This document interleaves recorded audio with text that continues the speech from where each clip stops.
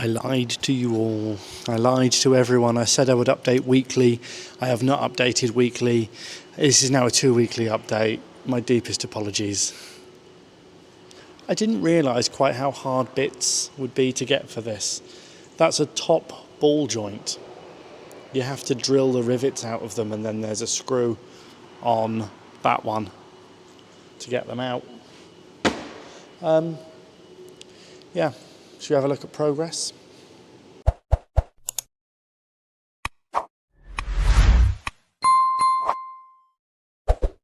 I didn't upload a video yesterday because this thing was being a pain in the bum.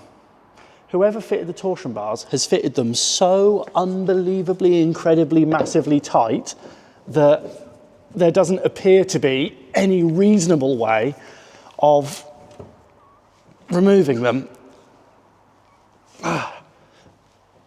But I feel like I'm about to get there in the next few minutes, assuming these bolts come out okay. I feel like I'm about to make some progress on it. I also know that what I'm doing here is massively dangerous, and I would not recommend that anyone does this.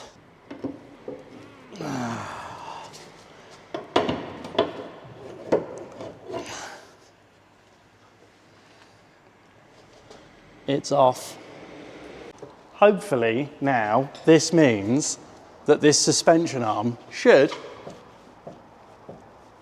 yes, so that now moves freely. This is excellent. I have achieved my goal. Really unhappy about this. And the amount of stress and torture I have had over trying to get this fucking thing out has been incredible.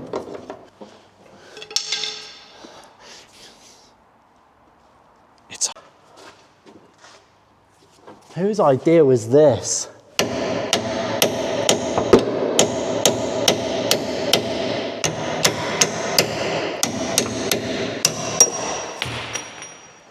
Yes. So the torsion bar's back on now. I've moved it around 2 splines, but I don't know if 2 splines is going to be too much or too little. I really don't know.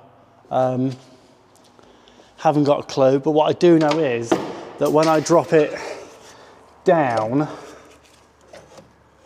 it's going to come in. Right, that should be, I think what I've done there is going to be pretty good in terms of ride height. So we need to do the other side as well, and then that'll bring the front down, and then I can mess about with the rear at a later date. Yeah.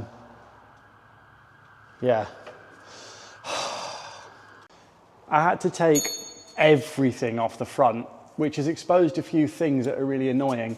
It needs CV boots. The CV boots? Ball joint boots. The ball joints themselves actually feel really nice, but the boots are knackered. So I'm just going to buy boots for those. All of the rubber bushes on the suspension are also knackered. So that's something else for me to, yeah, that's recording. So that's something else for me to deal with. I need to strip the brakes down and give them a bit of a spruce up as well. But generally speaking, this side's gone really well. So I'm now going to tackle the other side.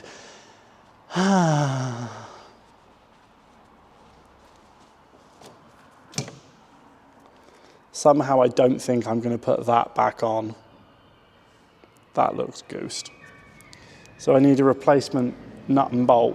Look like that with a little shoulder, and then we're good. This puts us onto another waiting for parts thing. Now, if you're wondering why I didn't put a video out on Friday, I didn't put a video out on Friday because I was waiting for parts that didn't turn up on Friday and also haven't turned up today. As I'm taking it apart, I'm finding more things I need to replace. The more things I need to replace, the more parts that I need to order, the more parts that I need to order, the more time I need to wait for parts to turn up.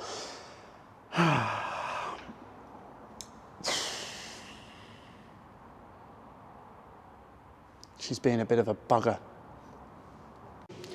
I'm very aware that I said I'd update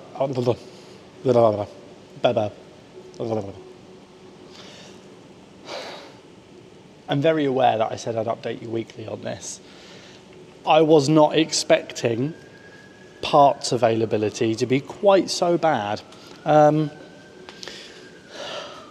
I have been waiting all week for top ball joints. I've just taken the old top ball joint out. I'm going to spray the inside of this with wax oil so that it doesn't rot from the inside out. Then I'm going to put that new wishbone on. I might give it a sand and a paint as well. Let's do that. You wouldn't be wrong in saying that this is going to take a little bit longer than I initially anticipated. Parts are a lot harder to get than I expected, and they take longer to turn up, which is really annoying. And as I've started taking stuff apart, it's now up on the ramp and I can't put it back on the floor until it's back together, which is annoying. So what have we ordered? We've ordered steering arms, track rod ends, upper lower ball joints, suspension arm bushes. I've managed to free off the front torsion beam on the driver's side. Now I need to do the passenger side, but it looks like the passenger side's been apart sooner than the driver's side has. So fingers crossed that'll be good.